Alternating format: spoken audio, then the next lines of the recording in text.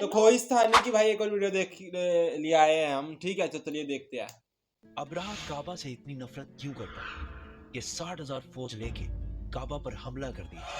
60,000 क्योंकि काबा पूरे अरब के लिए सबसे मुकद्दस जगह बन चुकी थी। पूरे अरब से लोग मक्का इबादत के लिए आते थे, जिससे चंद लोग बहुत पैसा कमा रहे थे। अब्राहा को इस बात से बहुत गुस्सा आता था कि ये गरीब मक्का वाले, ना इनका कोई बादशाह है ना कोई गवर्नमेंट है, ये क्यों पूरे अरब का सेंटर बन चुके हैं। तो उसने हमले से पहले अपनी सल्तनत यमन के कैपिटल सना में एक बहुत बड़ा चर्च बनाया ताकि लोग काबा को छोड़कर उसके पास आए।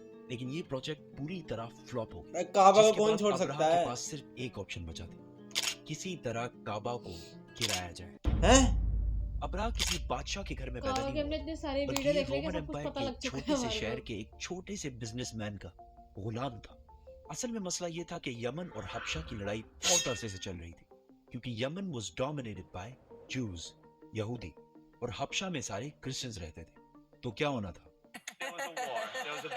तो पहले यहूदियों ने हमला किया और क्रिश्चियन इलाकों में बहुत तबाही मचाई, जिसकी वजह से सुपर पावर रोमन एम्पायर को बहुत गुस्सा आया। तब भी क्रिश्चियंस ही सुपर पावर थे, तो रोमन एम्पायर ने हबशा में अपने क्रिश्चियन भाइयों की मदद करके यमन में यहूदियों की सल्तनत हमेशा के लिए खत्म कर दी। और इस काम के लिए उन्होंने अपने ही गुलाम को भेजा, जिसका नाम था अब्राहा, जो 1 लाख फौज लेकर गया और यहूदियों की तबाही मचा दी।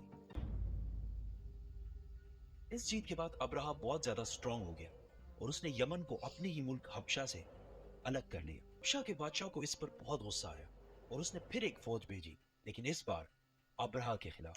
इस नई फौज ने अपने ही जनरल को कत्ल करके अब्राहा के सामने पेश किया और अब्राहा के फौज में शामिल हो गया। इसके बाद अब्राहा पूरे अरब का सबसे ताकतवर बादशाह बन गया और पूरे अरब में उसका इन्फ्लुएंस फैल गया। बाप रे। सिवाय एक चीज के, हर साल पूरे अरब से हजारों लोग मक्का में काबा के तवाफ के लिए जाया करते थे। तो अब्राहा ने सोचा इसमें कौन सी बड़ी बात है, हम भी एक बना देते हैं।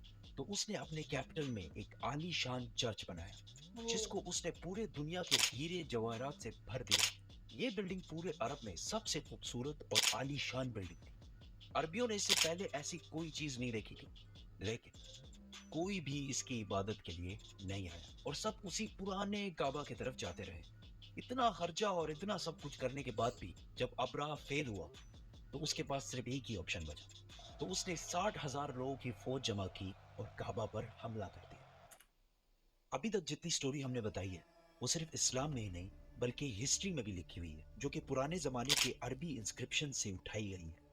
इन सब में अब्राहा एक बहुत बड़ा बादशाह था, लेकिन उसके मक्का जाने का कोई भी जिक्र नहीं है।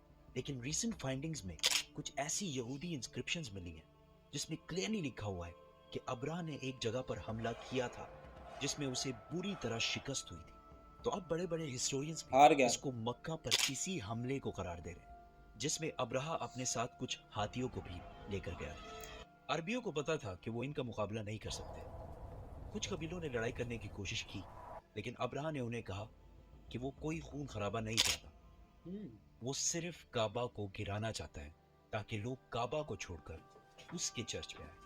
आसपास सब लूटने के बाद जब वो मक्का पहुंचा तो उसने उनके चीफ को बुलाया। तो अब्दुल मुतलिब ने आकर कहा कि आपने मेरे कुछ ऊंट कब्जा किए हैं, वो मुझे वापस कर दें।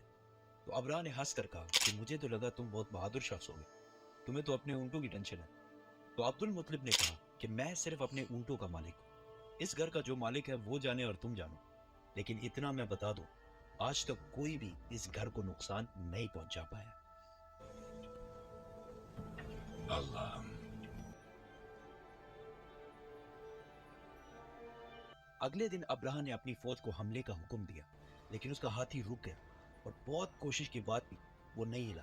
उसी वक्त आसमान से कुछ परिंदे आए और हर एक के मुंह में एक पत्थर था। मूवी देखनी है यार। ये थे कि उस दिन से पहले ना इन्हें कभी किसी ने देखा और ना उस दिन के बाद, और वो अब्राहा की फौज के लोगों को टारगेट कर करके मार रहे थे। अब इसको बहुत सारे हिस्टोरियंस ने स्मॉल पॉक्स की एक एक्सट्रीम किस्म का है, क्योंकि जैसे ही पत्थर इनके जिस्म को लगता था तो वो खारिश कर करके अपने ही गोश्त को निकाल देते, हत्ता कि कुछ लोगों की हड्डियां तक नजर आने लगी। इस हालत में ये फौज वापस भागी और अब्राहा की 60,000 की फौज तबाह व बर्बाद हो गई। मक्का के कुरैश की ये जीत पूरे अरब में फैल गई और कुरैश अरब के नए बादशाह के तौर पर सामने आए। इस वाक़े के बाद पूरे अरब से लाखों लोग काबा के तवाफ के लिए और भी आने लगे और मक्का में हर साल उकास का अजीम शान मेला सजने लगा। मक्का वालों की दौलत डबल ट्रिपल आसमान से बातें करने लगी। लेकिन इसी साल अचानक एक दिन ईरान के सबसे बड़े टेंपल में जो आग सालों से जल रही थी बुझ गई और उसी दिन मक्का में एक यतीम बच्चा पैदा हुआ जिसका नाम था मोहम्मद। ओह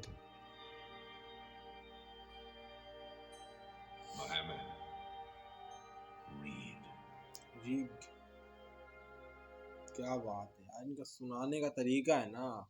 खोई जाना मतलब वीडियो इन्होंने मतलब बताया ना कि बुक है जो लिखी गई है, मतलब ऐसे नहीं कि कुछ भी मनगढ़ंत या की कहानियां है वो सुना रहे हैं भाई। एक अपनी तरफ से सुना रहे, कोई सोचे ऐसा नहीं है, जो एक- बुक में लिखा है वो ही बता एक प्रॉपर मतलब बुक है। हाँ। तो ऐसा होना चाहिए यार, जो भी मतलब बोले ना उसका मतलब प्रूफ होना चाहिए, बुक होना चाहिए, कुछ भी मनगढ़ंत कहानी नहीं होनी चाहिए, ठीक है। इसलिए मैं जैसे इनकी वीडियो देख रहा हूँ या जो इंजीनियर साहब है उनकी मैं वीडियो देख रहा हूँ, क्योंकि वो यार एक है जो सच है वो ही देखना चाहिए। ऐसा नहीं कि कोई कहानी सुना दी हाँ। ऐसे मन में आया, एक बुक है उसके हिसाब से बता रहे हैं वो। जैसे हम लोग है बुक उठा के पढ़ने लग जाए, इतने डिटेल में हम खुद नहीं समझ पाएंगे ना, क्योंकि जैसे स्कूल में भी अब 8वीं क्लास की बुक सबके पास होगी, मगर लेकिन सिखाएगा तो टीचर ही, तो किसी ना किसी से तो वही सीखनी पड़ेगी ना, ऐसे थोड़ी ना है कि नहीं। तो अच्छा, बहुत अच्छी वीडियो लगी, थैंक यू, आपने कमेंट किया, बाय।